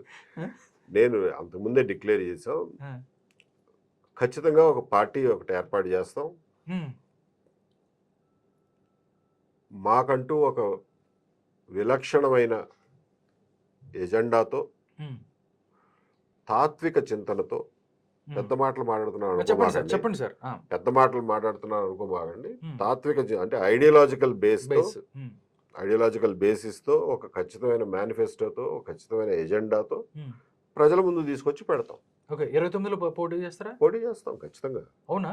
అయితే ఆంధ్రప్రదేశ్ రాజకీయ తెర మీదకి ఇంకొక పార్టీ వస్తుందా? మీరేం కొత్తగా చెప్పేది, ఆల్రెడీ రాశారు కూడా, ఎప్పుడో చెప్పాము ఈ మాట.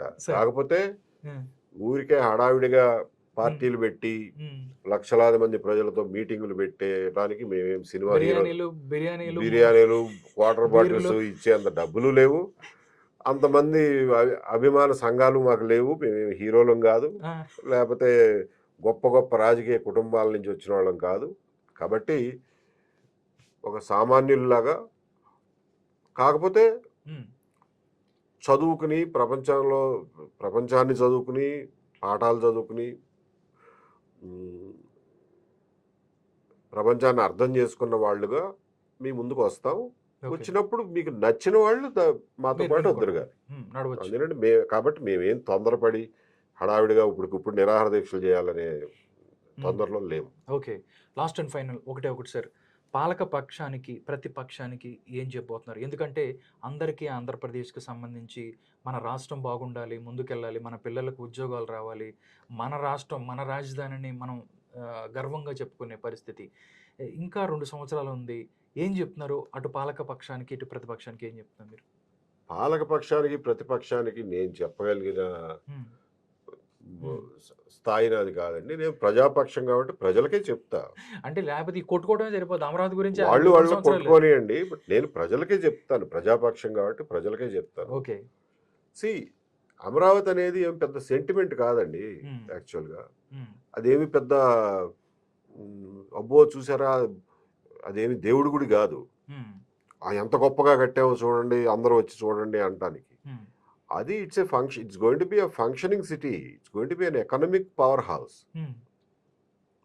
అక్కడ సంపద సృష్టించడానికి మనకున్న తెలివితేటల మేరకు మనం కష్టపడి పనిచేసి 4 రూపాయలు సంపాదించి ఈ సమాజానికి, ఈ రాష్ట్రానికి, ఈ దేశానికి అభివృద్ధికి పనికొచ్చే పనులు చేయటం కోసం అమరావతి కావాలి మనకి. అంతే తప్ప అమరావతి కోసం అమరావతి కాదు. అమరావతి అనేది ప్రజల కోసం, సంపద సృష్టించడం కోసం, పీపుల్స్ క్యాపిటల్. సంపద సృష్టించడం కోసం. పీపుల్ కూడా వచ్చి ఊరికే కూర్చొని తినడం కోసం కాదు. అక్కడ పనిచేసి డబ్బులు సంపాదించాలి, ఉపాధి అవకాశాలు కల్పించాలి, సంస్కృతి, కళలు, అన్ని రకాల వాళ్ళకి అక్కడ ఉపాధి కల్పించే పరిస్థితి ఉండాలి. అక్కడ ఉండేవాళ్ళు ఎవరైనా భరతనాట్యం నేర్చుకోవాలంటే అక్కడ భరతనాట్యం టీచర్ ఉండాలి, భరతనాట్యం స్కూల్ ఉండాలి. నేను ఫ్రెంచ్ నేర్చుకోవాలంటే ఫ్రెంచ్ నేర్పించేవాడు ఉండాలి, స్కూల్ ఉండాలి దానికి. నేను ఒక రీసెర్చ్ అండ్ డెవలప్మెంట్ సెంటర్ పెడతాను అని అంటే వాళ్ళకి సాయంత్రం అయ్యేసరికి కొంచెం ఎంటర్టైన్మెంటు, వాళ్ళ ఫ్యామిలీస్కి వీకెండ్స్లో సోషల్ లైఫ్ ఉండాలి. ఓకే, సో అన్ని రకాలుగా ఇవన్నీ క్రియేట్ చేసుకున్నప్పుడు మాత్రమే అది ఒక లైవ్ సిటీ అవుతుంది. అటువంటి సిటీని క్రియేట్ చేసుకోవడానికి ప్రయత్నం చేస్తున్నాం. ఓకే, సో మన దగ్గర డబ్బులు లేవు కాబట్టి ల్యాండ్ పూలింగ్ అని వెళ్ళాము. యాక్చువల్గా అదర్వైజ్ ఆ ల్యాండ్ పూలింగ్ గోల్ లేకపోతే ఇంత గోల్ ఉండేది కూడా కాదు. ఓకే, ఎనీవే అయిపోయింది. ఇప్పటి వరకు మనం కమిట్ అయిన దాని నుంచి వెనక్కి వెళ్ళలేము, ఎవరూ వెనక్కి వెళ్ళలేము. ఈ జగన్మోహన్ రెడ్డి గారు మావి గనులు, ఈ గోల ఇవేమీ అయ్యేది కాదు, చచ్చేది కాదు. అమరావతిని ఎవడో కదల్చలేడు.